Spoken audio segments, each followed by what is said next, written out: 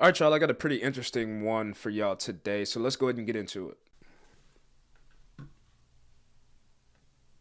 Dad had gotten a job with the Forest Service, and so my dad was out there working as a forest ranger. So I was the first kid they had, and they decided to do it adventurous and have me at home with a midwife in a log cabin. But then after that, we moved right away. My parents both got into law school, so my first couple years we were in Eugene. But then by the time I was 5, we moved up to Portland. So I really grew up in Portland.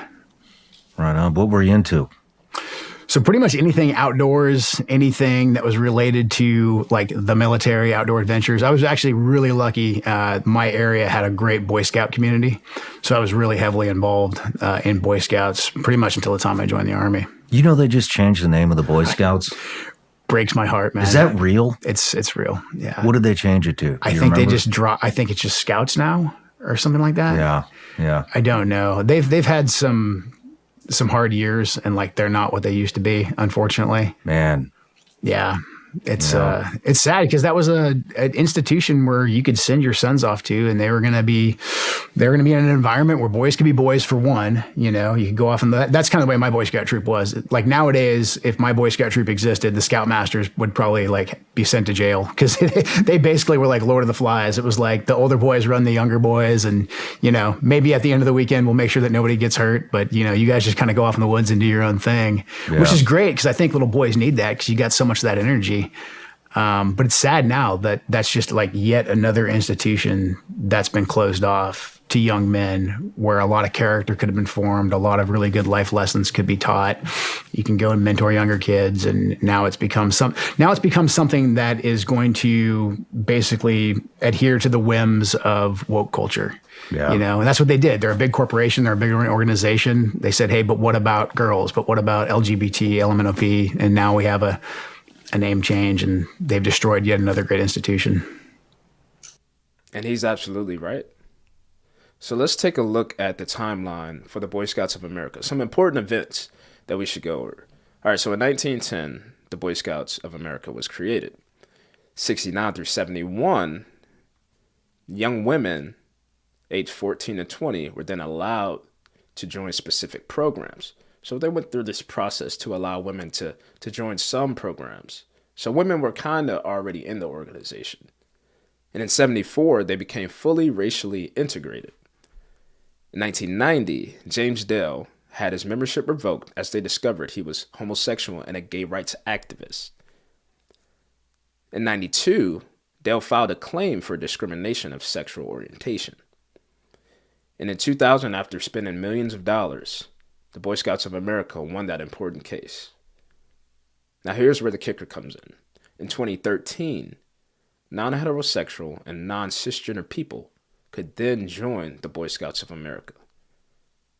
So somewhere in that 13 years after they fought against the LGBT community, after they spent millions of dollars, there was a shift, a change, possibly because of revenue, possibly because of outside pressures, maybe even both. But regardless, they did a complete 180 to what they was doing 13 years prior. Now fast forward to 2017 through 2019, several U.S. states enacted laws allowing their accusers to sue over decades-old allegations. Now the BSA paid out over $150 million in settlements due to these new laws from sexual abuse victims. So they immediately got a name change in 2019 and allowed girls to become scouts in 2019. And following the settlements, they filed for bankruptcy. Now, to this day, they have a 2.5 billion with a B settlement on their hands. So the Boy Scouts of America is definitely not what it used to be. But there is a solution, and it's called Trail Life USA.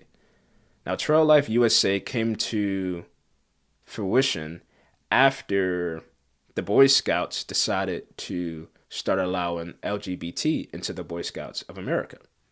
Now, it came about after former members and former leaders came together and developed it as a Christian alternative, similar to the Boy Scouts, but they hold on to their faith and their values, right? And according to their website, their mission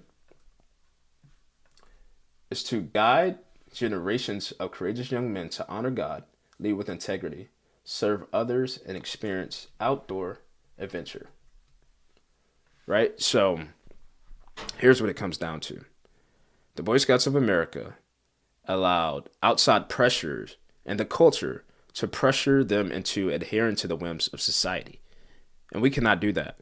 We cannot allow Satan to creep into the lives of our young men because they are under severe attack right now. You know, Romans 12:2 says,